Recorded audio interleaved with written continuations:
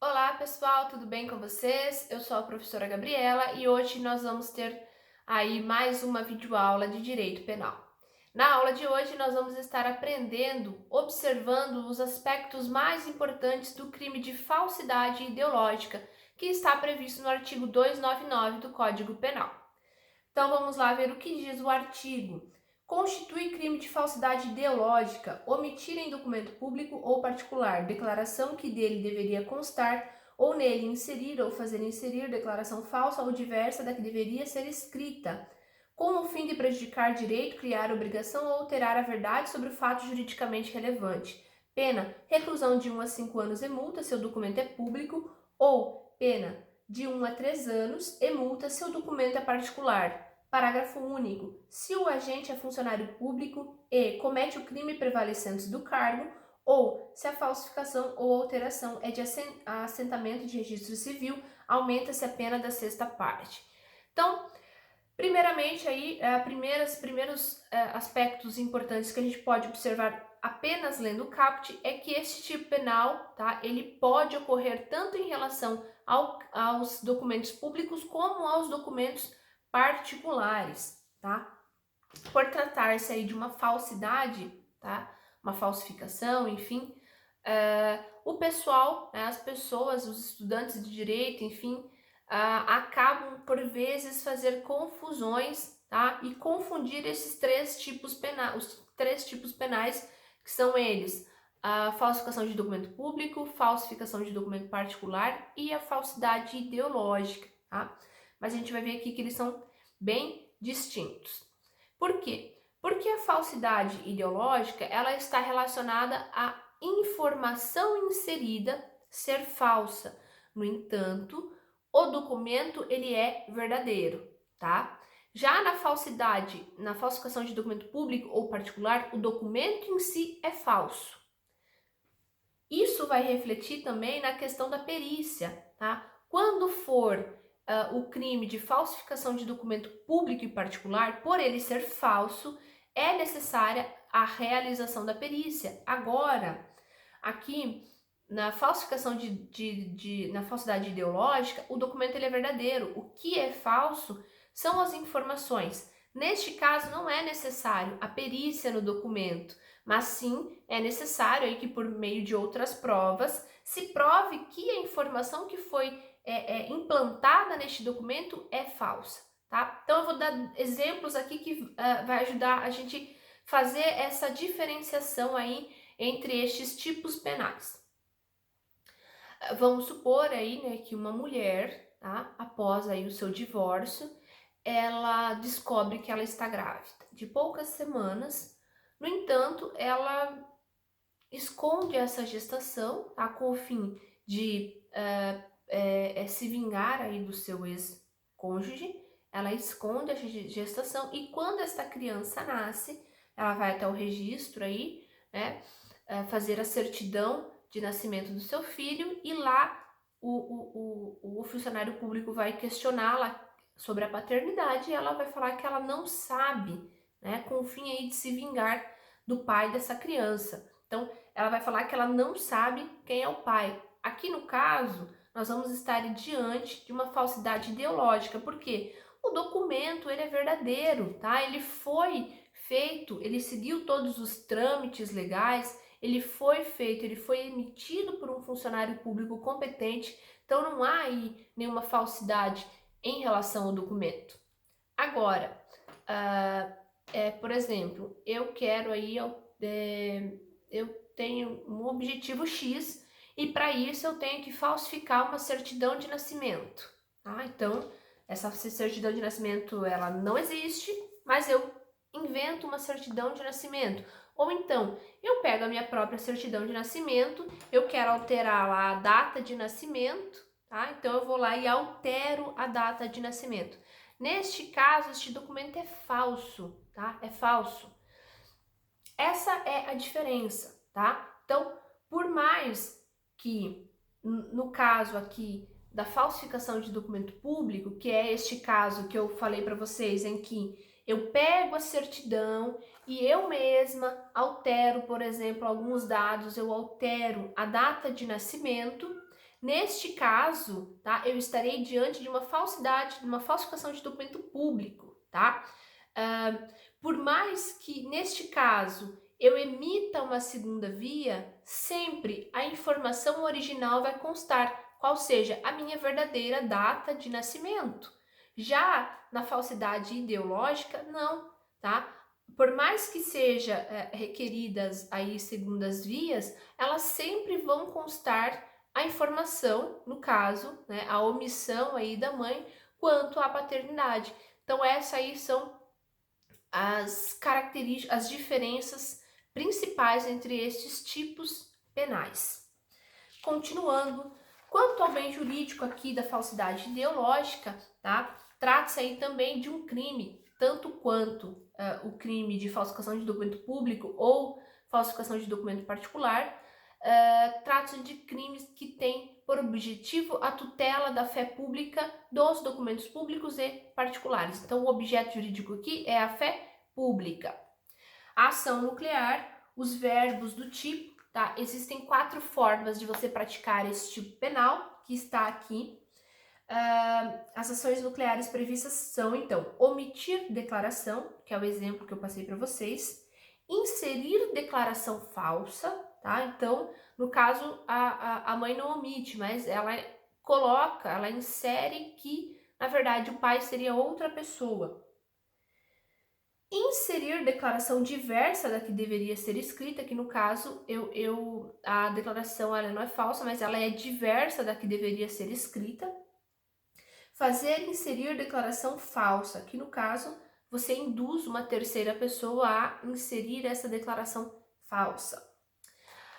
Quanto a essa falsidade aí, não é aí qualquer erro que ocorra em um documento público ou particular que poderá caracterizar aqui o artigo 299. Tá? Então vamos supor aí que um oficial de justiça, após ser feita a citação do réu para apresentar a resposta à acusação, ele, na certidão, né, que ele vai certificar que ele intimou o réu, ele na verdade intimou ontem, mas na certidão ele acaba colocando que ele intimou hoje, tá?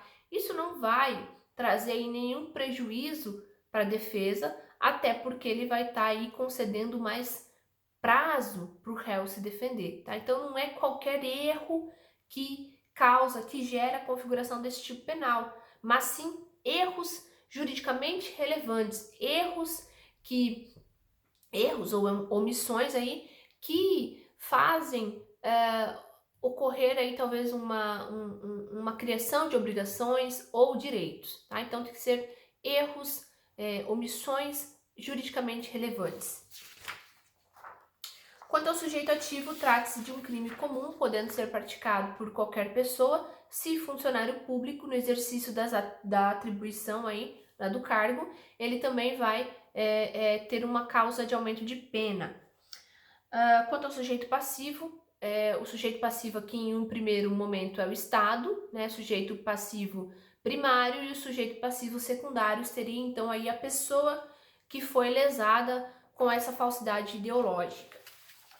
Consumação e tentativa. Consuma-se com o ato, com a prática dos verbos, ou seja, omitir, fazer inserir ou inserir essas informações falsas, configura, já se consuma o tipo penal. Quanto à tentativa, ela será plenamente aplicável, tá, nos verbos comissivos, tá, que são eles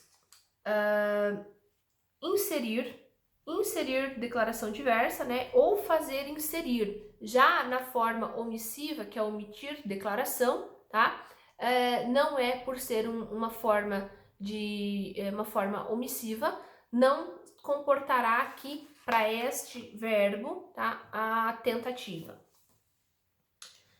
As formas, nós temos a forma simples do caput e temos a causa de aumento de pena, né? Que se o agente, do parágrafo único, se o agente é funcionário público e comete o crime prevalecendo-se do cargo, ou se a falsificação ou alteração é de assentamento de registro civil aumenta-se a pena da sexta parte, tá? Então aqui todos os documentos referentes ao registro civil, como certidão de nascimento, de casamento, de óbito, serão aqui então, terá uma causa de aumento de pena.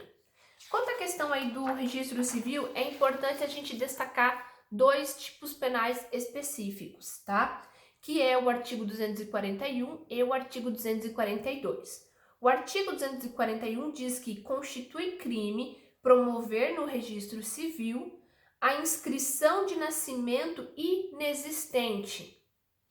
Então, por mais que isso seja uma falsidade ideológica, né, pelo princípio da especificidade, o tipo penal, quando ocorrer um fato, como dispõe o caput do artigo 241, será então enquadrado no crime do artigo 241. Ainda, o artigo 242 traz que constitui crime registrar como seu filho de outrem, que é a chamada adoção à brasileira, tá? Quando ocorrer um caso de adoção brasileira, por exemplo, né, não irá incidir o artigo 299, mas sim o artigo 241. Então é importante aí observar essas normas específicas. Continuando, algumas hipóteses aí de concurso de crimes, tá? É possível concurso de crimes entre o crime de falsidade ideológica com o crime de bigamia? Então vamos supor que a pessoa ela pretende se casar e para casar ela tem que ir fazer algumas declarações lá no cartório de registros, né? Registro civil. Ela vai ter que fazer algumas declarações e uma dessas declarações ela vai ter que declarar que ela é solteira, desimpedida, viúva, enfim, para o casamento, para o matrimônio. Neste caso, vamos dizer que a pessoa minta, não, ela é casada e ela está mentindo, tá? Se caso ocorra este casamento, haverá a prática do crime de falsidade ideológica e o crime de bigamia, ou haverá ou então um ou outro, tá?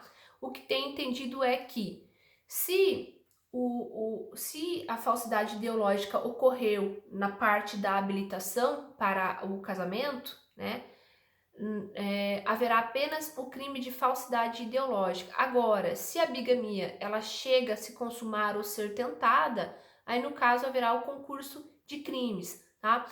Lembrando que o crime de bigamia ele vai apenas dar início ao intercrimes quando no início da celebração, no início da cerimônia. Então todos os atos pretéritos ao início da cerimônia serão considerados atos meramente preparatórios, tá? Então, se a falsidade ideológica ocorreu aí nesses atos meramente preparatórios, tá? E a bigamia não chega a ser consumada ou tentada, nós teremos apenas o crime de falsidade ideológica. Agora, se chega a ocorrer a celebração do casamento e a bigamia, por exemplo, ela é consumada, haverá então o concurso de crimes. Outra hipótese é a falsidade ideológica e o uso de documentos falsos, tá? Então a pessoa ela falsifica uma certidão de nascimento e ela faz uso dessa certidão falsa. Aqui, por tratar-se de bens jurídicos, objetos jurídicos iguais, no caso a fé pública, tem-se entendido que o crime de uso ele será meramente aí exaurimento, tá? O agente então ele irá apenas responder pelo crime de falsidade ideológica.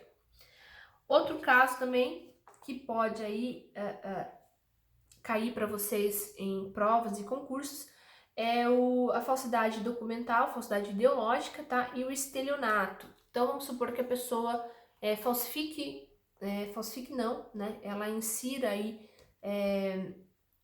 ideias falsas em uma certidão pública, por exemplo, para a prática de estelionato.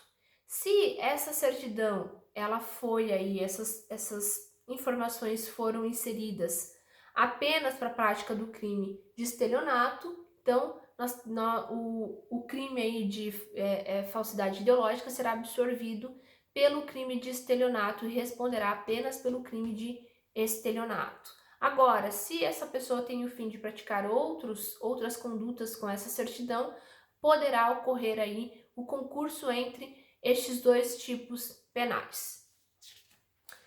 Muito bem. Quanto à ação penal, trata-se aí de ação penal pública incondicionada, tá? Lembrando que se forem documentos de interesse da União, tá? Documentos aí federais, por exemplo, a competência será da Justiça Federal e os demais aí, se for de interesse dos estados, dos municípios, a competência será estadual. Quanto à possibilidade de aplicação aí do benefício da suspensão condicional do processo, ao analisarmos as penas, tanto quando for relacionado a documento público como particular, ambas as penas começam, a pena mínima é de 1 ano, então para ambas as hipóteses, tá? Se for público ou particular, é possível a aplicação aí da suspensão condicional do processo da Lei 9.099.